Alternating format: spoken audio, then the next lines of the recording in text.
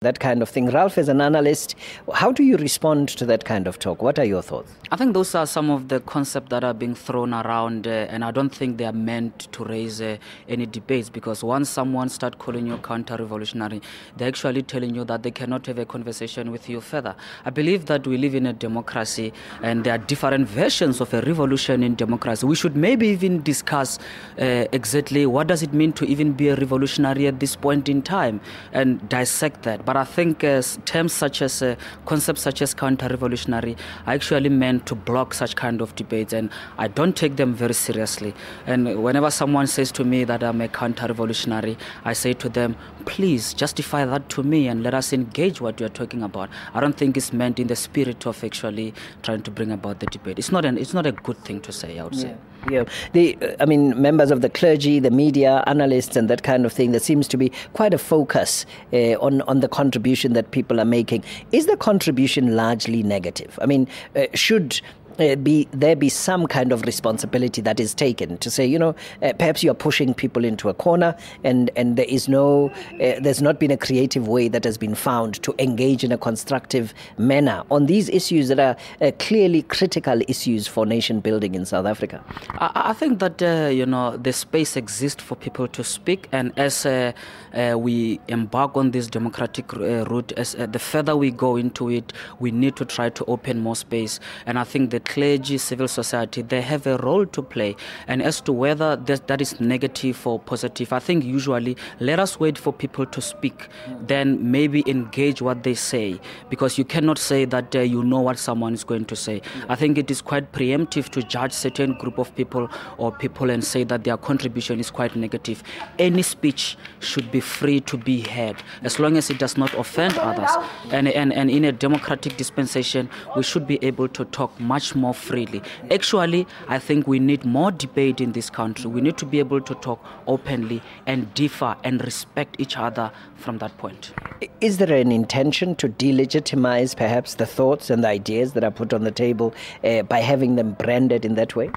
It is the tactic of any government or any party that is in power, because it's not just the problem that is endemic to South Africa. It can happen all over the world, where each and every party that is responsible or sitting at the levers of power will usually have a concern with the public debates and how those public debates are being raised, and particularly in a situation where the party might start feeling that the analyst, activists, they are ganging up against the party. But the intention is to build a nation, and I think what is important is to create and negotiate that space of trust and engage each other without any suspicion in our society, because after all, we are all interested in building this nation.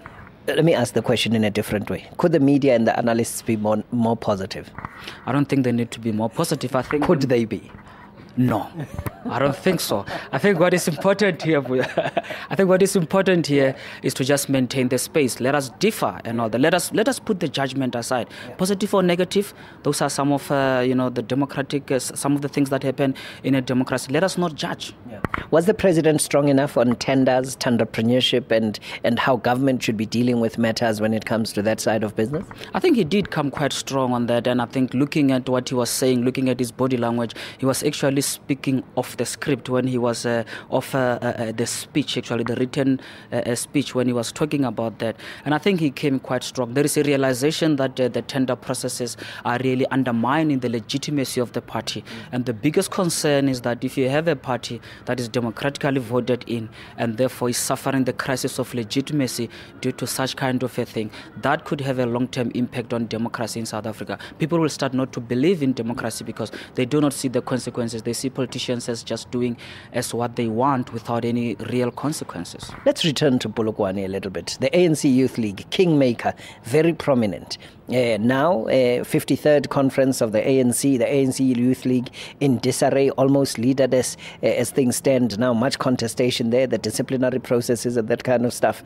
Where to now, do you think, in the context of this conference? Is this ultimately the kind of death knell as a kingmaker for the ANC Youth League? It will continue to be a branch of the ANC, but not as prominent and as strong as it used to be. Looking into Polokwane, what happened in Polokwane, I think that the Youth League had a good political capital going into Polokwane, and I think they've misspent it. right. They've been used for sectarian politics, or maybe even partisan politics, faction politics within the ANC. Different to the build-up to 2007 in Polokwane, or in the same way? They have already exhausted their political capital. They've got nothing to offer at this point because they've lost credibility out of what they've done in Polokwane. They are now being judged on what they've done in Polokwane. Some of them, they've made an about 10 regretting the role that they've played in Polokwane, stating on record that we should not have supported this leader and that.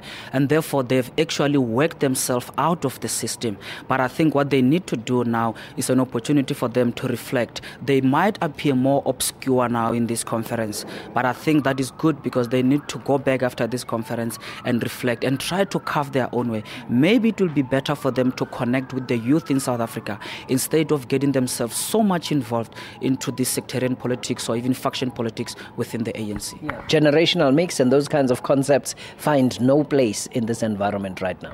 It doesn't. It looks like, when we came into this conference a few weeks, there was talks about generational mix, and one of the individual that was put forward as an expression of that was Minister Fikile Mbalula, who it was said that he need to be voted into the position of Secretary General to reflect that generational mix. But again, I don't think it is quite deep. We've seen some of the young individuals being promoted to the position of Deputy Minister and Minister recently. The question is whether is this being done with clear intention to really bring about the youth, or is it maybe another way of paying them back, dispensing patronage? Okay. Thank you very much, Ralph Mathekga. Insight, analysis. What are your thoughts?